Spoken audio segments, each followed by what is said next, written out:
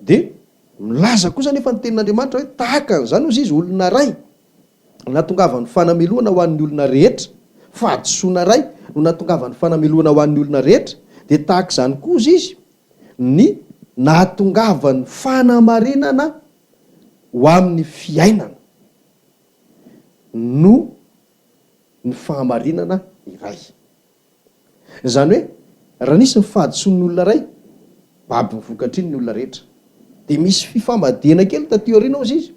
Misy indray fahamarinana anankiray, de namarinana noho izay fahamarinana ray zay indray ilay olona rehetra. Zay le nresantsika tety fanamarinana amin'ny finoana.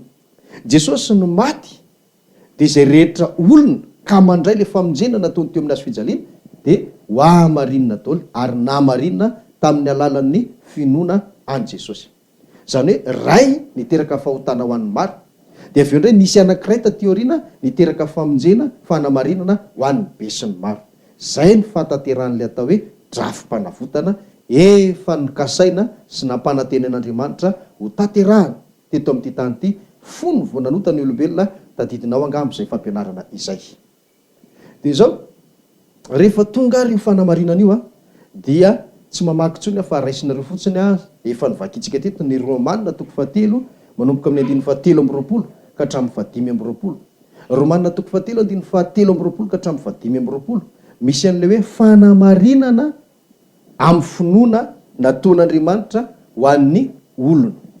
Ka ny fanamarinana de misy fa saingy tsy ho an'ny olona rehetra na de efa maty ary Kristy, fa ho an'izay hoe miditra ao anatin'le hoe mino an' Jesosy Kristy, de lasa manana fitsimbadiana fiainana izy. Hafa le fiainany teo aloha, hafa am'izay le fiainany tato aoriana. Le teo aloha le andevon'ny ota, fa le fiainana taty aoriana mpanompon'ny fahamarinana. Le tato tsy mahay manao ny tsara, fa le aty aoriana lasa tsy mahay manota kosa. Zanak'Andriamanitra raha zanaky ny devoly teo aloha. Zay zany no zava-bita teo amin'ny azo fijaliana, kanefa tsy ho an'ny olona rehetra na dia tonga ho an'ny olona rehetra azy, fa ho an'izay mandray sy mahita ary mampiatra azy ihany. De io moa zany le mbola tsy hitatsika hatramin'ny farany ahoana ny tena fandraisana ny famonjena zay nataon'i Jesosy Kristy. Fa mbola hitantsika aloha zao de hoe ny fibebahana, ny finoana, ny fanamarinana, zay zany ny zavatra hitantsika aloha teo. Ka ho jerevantsika amin'izay ary hoe raha tena raisina sy tadiavina ny fampiarana, raha fantatra fa ny rahan'i Jesosy no nahavitana an'izay famonjena rehetra zay ahoana marina ary ny tena fomba andraisantsika na hoe hitadiavantsika n'le hoe rahan'i Jesosy Kristy mitondra fanavotana ho antsika. Vakitsika amin'izay ny tenin'Andriamanitra zay teny ngamba mety ho tantara fotsiny namakinao azy hatr'izay, fa eto izy de fantatro amin'izay hoe ve zany ao amin'ny Jaona 7:20 andininy fa 4:30. Jaona 7:20 4:30. Amin'ny anaran'i Jesosy Tompo zao ary mivaky ny teny. Fa ny miaramila anankiray nandefina ny lany voany, ary niaraka tamin'izay dia nisy rà sy rano nandeha. Tsy mbola naheno aloha, tsy mbola nahita ihany koa, ary tsy mbola niatra tamiko ty zavatra miatra amin'ny Jesosy ty. Hoe le fonony izy de nisy rà sy rano. Tsika olombelona na iza rano fantatro, zay rehetra maratra, zay rehetra voadidy, zay rehetra tataka, tonga de mandeha rà. Fa tsy mbola nisy zany hoe rà sy rano zany. Fa neny Jesosy Kristy kosa zany tena hafa mihitsy. Ary tsy hoe tantara miavaka amin'ny Jesosy Kristy azy, fa ao anatin'io zany no afatsika misintona le fahamarinana ankehitriny zay voalaza ny Romanina 7 nomeko anareo teo. Amin'ny alalan'ny io tantarany tranga io zay tena marina no afatsika mamantatra hoe amin'ny fomba ahoana no andraisan'ny zanak'olombelona rehetra ny famonjena zay nataon'i Jesosy tamin'ny alalan'ny rahany.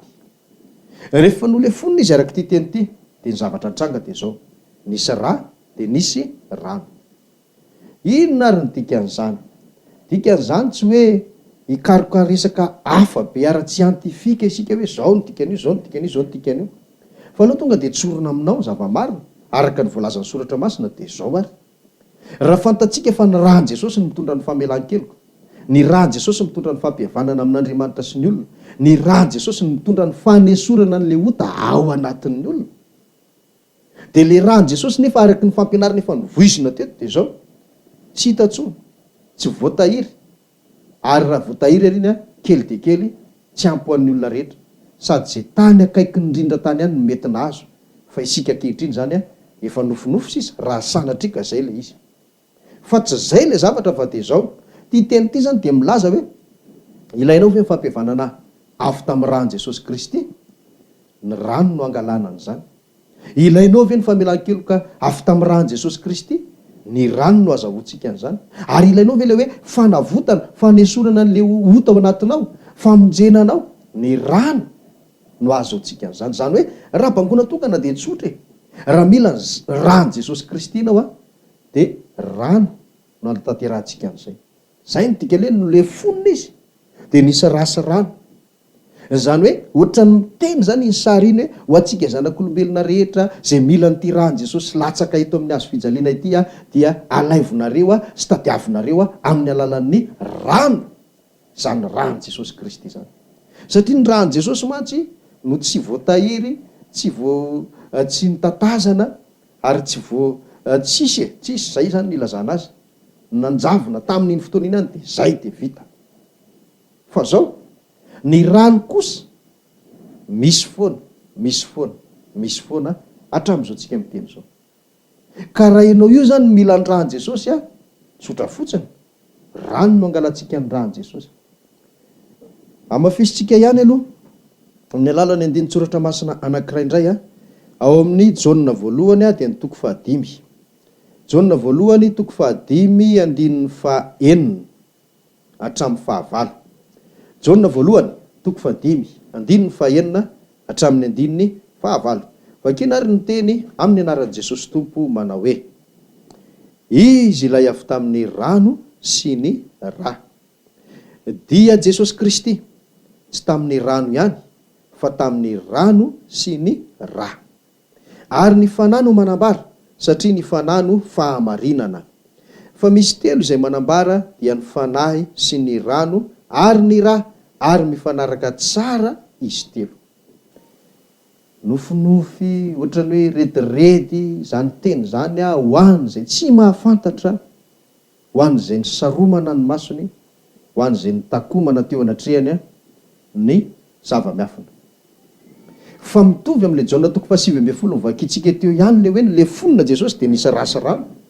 De amafisinareo le teniko taminareo tamin'ny fotoan'androny ny tena ao anaty baiboly nge raha zavatra tena hoe fahamarinana mari-pototra tsy azo ozongozonina de tsy maintsy miveriny indroa iny mety ho intelo aza indraindray. Zany hoe ny anankiray milaza, ny anankiray manamafy sy manamarina. De ohatr'izay zany raha nilaza le teny anankiray tamin'ny tantara ao amin'le Jaona toko 5:10 le fonina Jesosy de nisy rasy rano.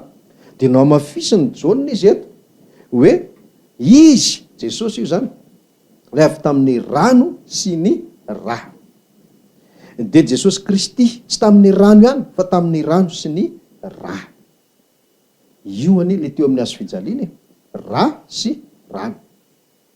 Zany hoe raha misy olona zany mila an Jesosy de tsy maintsy ny rany teo amin'ny hazo fijaliana no azahoantsika ny famonjena zay ao am Jesosy. Ny rany nefa efa tsy hita tsony sady tsy misy tsony, fa amin'ny alalan'ny rano no angalantsika azy. Zay ny dikan'ity teny ity. Tsy tamin'ny rano ihany ozy izy fa tamin'ny rano sy ny rà. Ary misy fahatelo, ny fanahy no manambara, satria ny fanahy no fahamarinana. Efa voaresakitsika anie. Raiso am'izay ary le hoe io am'izay ianao le mpanota, misy ota ao anatinao. Le fantatsika tany aloha tany hoe raha tsy mandalo fahafatesana tsy afaka io ota io. De ahoana ny fomba tanteraka an'izany? Mino an Jesosy ianao, zany hoe miditra ao anatinao Jesosy Kristy. Amin'ny alalan'ny inona no idiran'i Jesosy ao anatinao? Efa nianarantsika, amin'ny alalan'ny fanahy masina. De rehefa tonga ao anatinao le fanahy masina, de iny fanahy masina iny no mamelona lay fanahy ao anatin'ny olona. De hitanao zany hoe tsy vita tamin'le rà fotsiny le hoe nesorina le ota de maty teo le mahanofo ota, fa tonga indray le fanahy avy eo tena melona. Zay mahatonga an'le hoe reo zavatra telo reo zany de mifanaraka tsara. Mifanaraka tsara. Mila ny rà ve ianao?